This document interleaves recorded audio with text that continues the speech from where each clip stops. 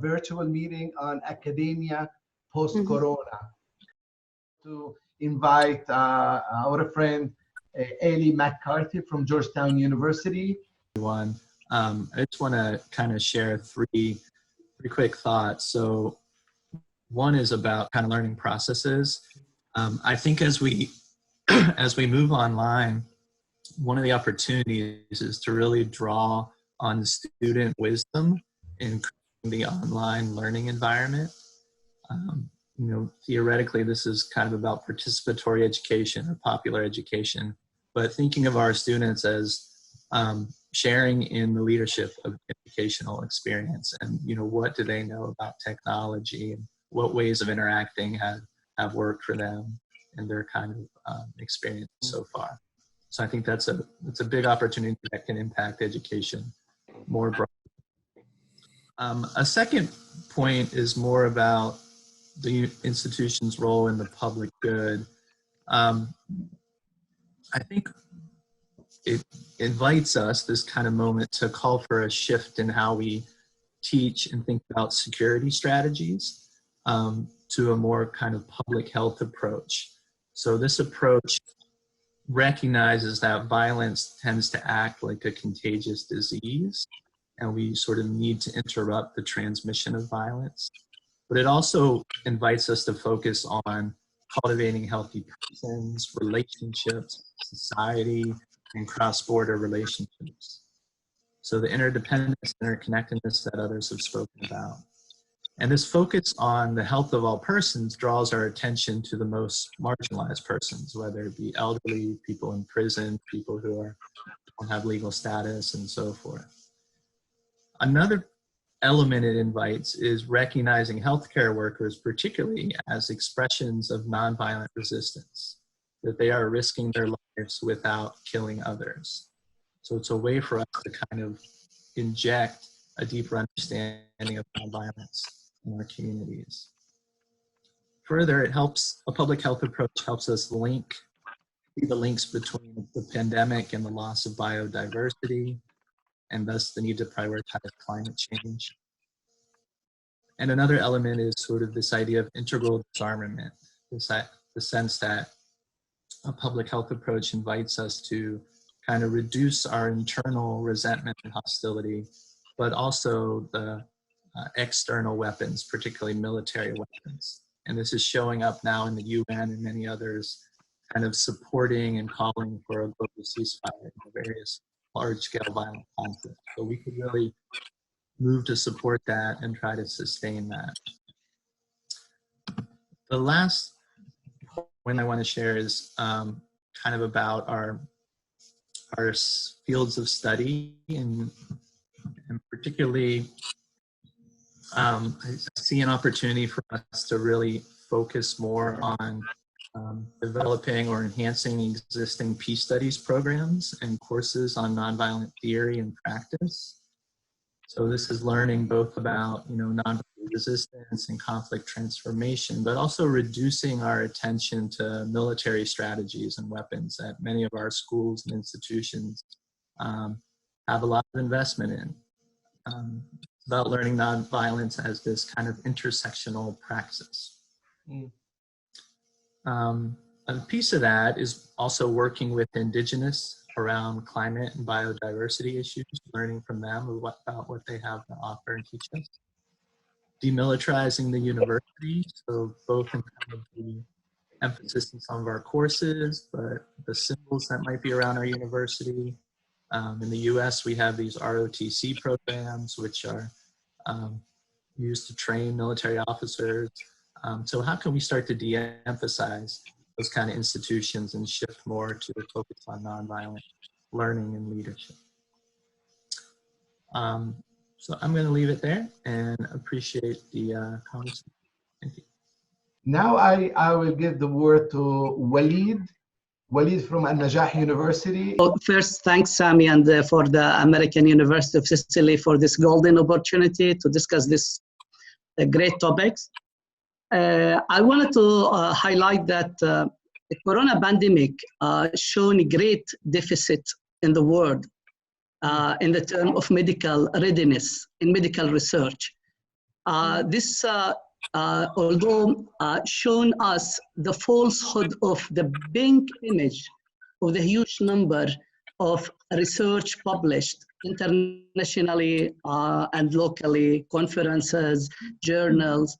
We have many papers published on medical, in medicine, in treatment, but this huge amount of work did not have the potent to solve this problem. And this sent me for 3 questions, which I will put it in front of you all. And let's carry it with us for our universities, for our government, for the people who can take decision of this situation.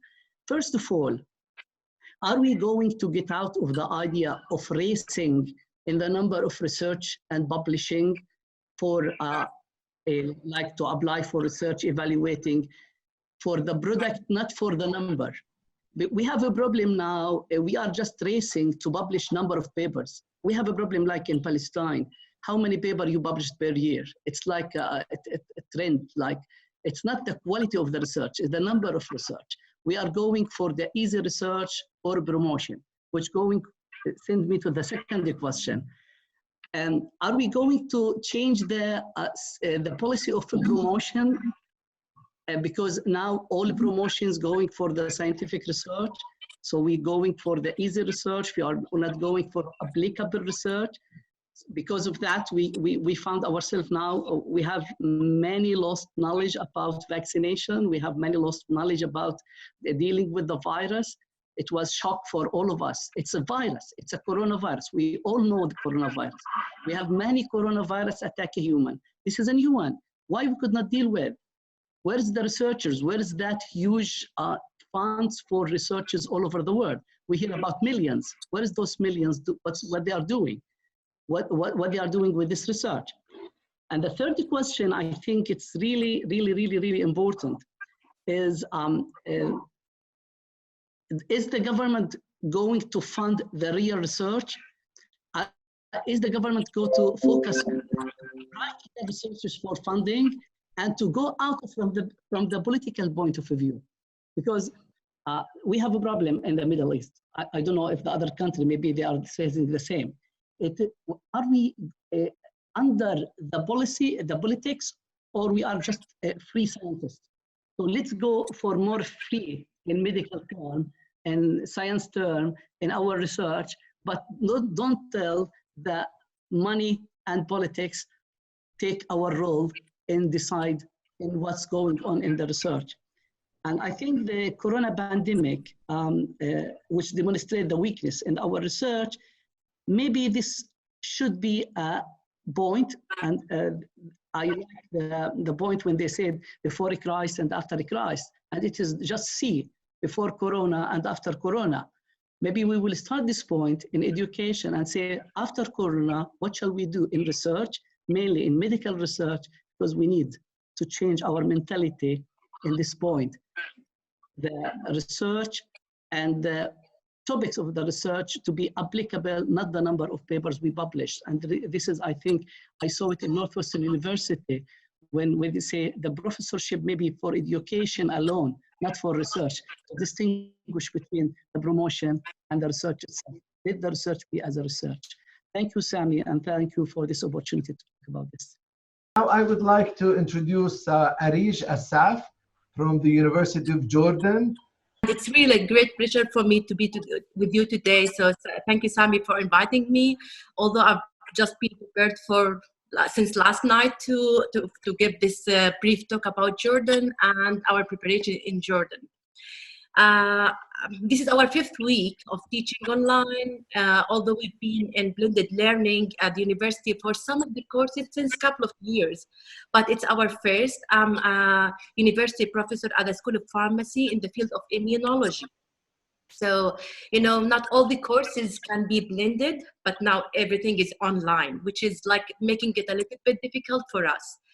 Especially taking into consideration that the University of Jordan and all the other universities are now under the umbrella, all are under the umbrella of the higher education, Ministry of Higher Education, which are now under the regulations of the, or taking the responsibilities from the government's defense orders. So we are obeying whatever the government or the Ministry of Health is trying to accomplish the teaching in the best way for the students, for their own benefits, taking into consideration, as you all said, the internet, the connections and everything during this period. So, but with this small country, we've really made big impacts. I don't know if all heard about it, because we are trying to control and we are hoping that it's going to end very soon.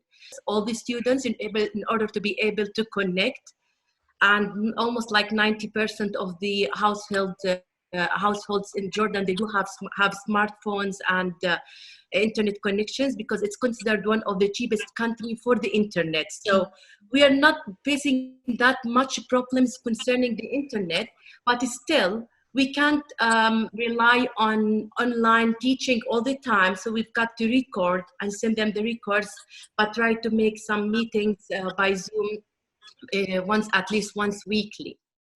Since I'm teaching at school pharmacy, we do have, one of the problems is that, as I said, we can't make all the courses online. So we do have the clinical practice, which is also gonna be solved, hoping by June time that we return back to have concentrated courses. But during this time, what we try to is to increase the awareness and the knowledge of the students about the disease while we are teaching. Also connecting the students, not only with the students, but also with their families and the people around, to spread more awareness about the disease and how they can control or treat or deal with the situation, let's say. With regard to the research, this is our main problem, is, as Raja said, most of the researchers are mostly surveys, online surveys. Although the Jordan Scientific Research Support Fund have recently announced openings for researchers for funds to apply for, but unfortunately, most of them, they are not practical in the lab. We are not allowed till now, this is our almost 5th week, to go to the research labs. We are all teaching and working from home.